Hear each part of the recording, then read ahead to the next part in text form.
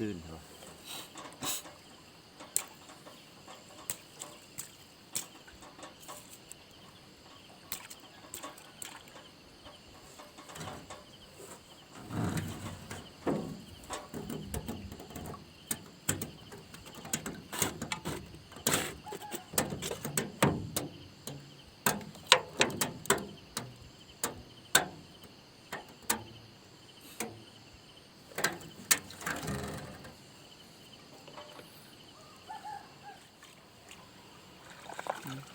เตรียมเรียกปลายนอนน้อย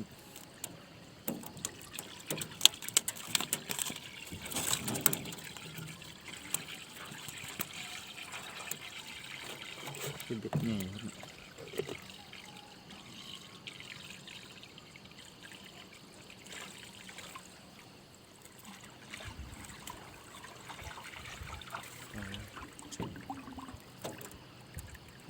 กอดน้อยแล้วก็น้ำน้อยกับน้อยพูดไปลูกมันคนละ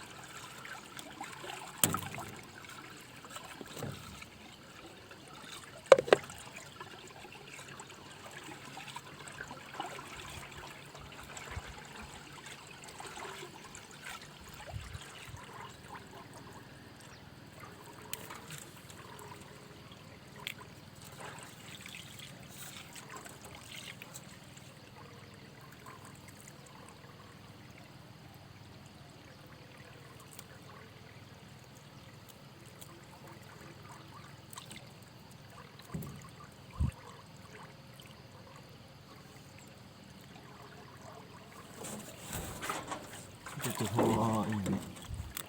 เอาไปเลี้ยงแจ้งกันบ้างพูด